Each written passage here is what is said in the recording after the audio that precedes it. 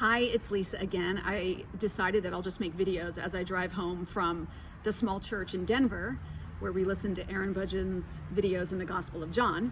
So here I am again. It's a Sunday morning, and I just had lunch and from a grocery store, and I'm sitting here on the patio of the grocery store, and there's this really cool vine behind me. So I thought, well, this will be a good location to make a video. So, but before I say anything else, I want to let you know I do also blog at momforfreedom.net. www.momforfreedom.net, if by any chance you're interested in my content.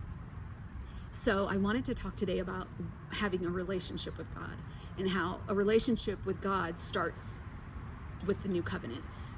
Well, of course it starts with salvation, but for so many of us, we get saved and then we get sucked into legalism or the law, or the rules and regulations of our church, and we get so distracted from Jesus, and so we kind of wander in the wilderness, just like the Israelites wandered in the wilderness. The nation of Israel is a wonderful illustration of the Christian life.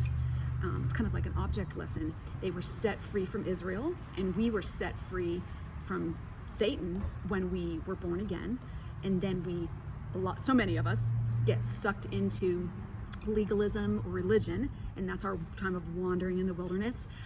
But for some people, they're not so much zealous for the law, but they're being condemned by the law by other people.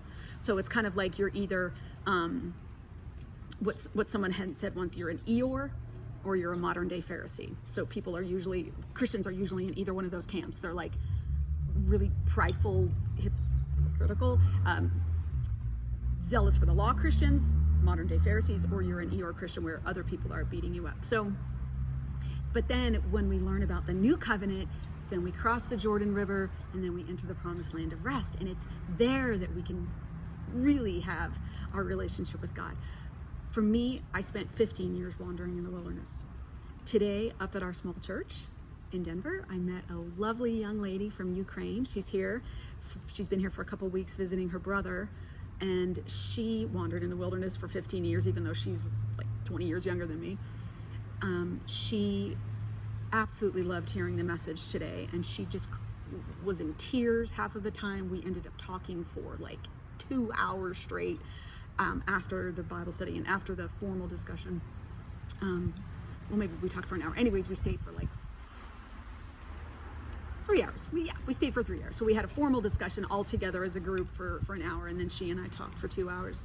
But she's just blown away by the new covenant.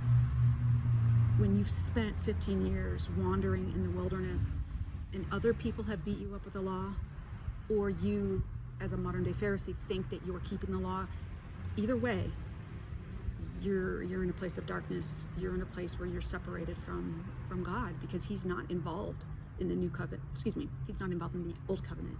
He is not involved in the old covenant anymore. The old covenant is over. The old covenant was a covenant that he made with the nation of Israel, and it was based on laws, rules. Do this to be good, don't do this, and then you won't be evil. And we all get sucked into that. We get trapped by it. We get enticed by it. It's very tempting.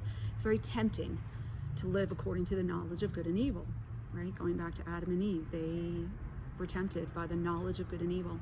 They thought that it could make them wise. They thought it would help them be like God, and they thought it would, open their eyes.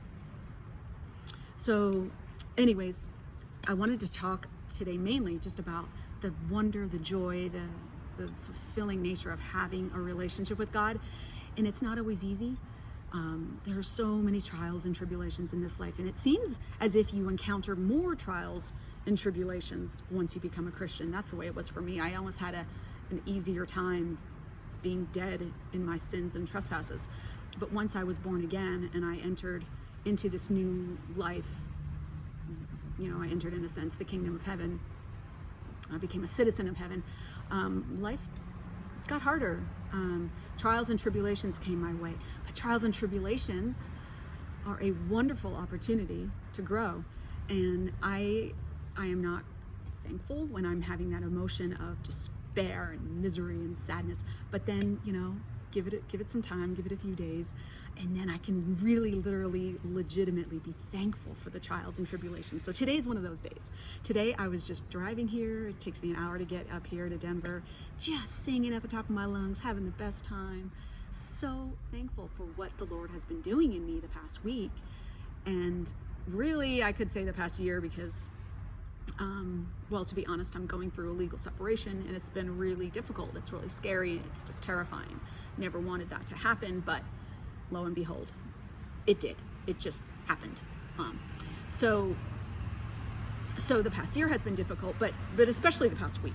And so today was just really a wonderful day, feeling that joy that only the Lord can give. Happiness depends on what's happening, but joy is regardless of your situations, regardless of the circumstances they are in. It's just something that He gives you, and it's so freaking awesome. It's just wonderful. And and then going back to the adorable girl that I met today from the Ukraine, she was talking about the same thing. We all experience that those emotions, the joy of the Lord, the peace of the Lord, the comfort of the Lord. And so having a relationship with Him is literally the best thing in the world. I truly do feel sorry for those people that don't have it, but I also know at the same time that I need to respect their right to reject Jesus Christ. Not everyone is going to choose to be in a relationship with Jesus. You have to do this willingly, because it is a really intimate relationship. My friend Allison likes to say that God is not a rapist. He is not going to force anyone into an intimate relationship with Him. So you have to make that decision. So even though I am very close with and have a lot of friends that are not born again, I do feel sorry for them, but I also respect their boundary. But here I am, just so happy, so thrilled to be free. And to sum it all up, having a relationship with the Lord starts in the new covenant. You have to first be born again. Second, go through your time of being under the law, however that looks. Or, like I said, it could even be somebody else who's using the law to condemn you, and so you feel deflated and defeated and like you're just spinning in circles, wandering in the wilderness. And then you have your time of learning about the new covenant. For me, what I learned was that Jesus Christ taught the old covenant, and that was like the beginning. It was kind of like my crossing the Jordan.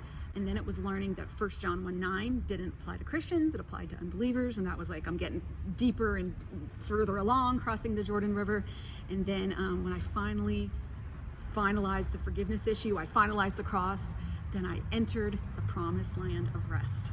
I entered the land of Israel, or it was the land of Canaan, but entered the land of Israel, the promised land. And that's where I am. I live my life in the promised land of rest. I just rest. I don't work for God. I don't serve God. I just trust Him. I believe in Him. And it's the best life ever. And I hope you guys find this video to be encouraging, or it just reminds you of the joy that we have. And like I said, it's been a really difficult week. Today, I just wanted to rejoice with you guys about the gorgeous beauty of being in a relationship with Jesus Christ. It's awesome. And thanks for listening. Bye.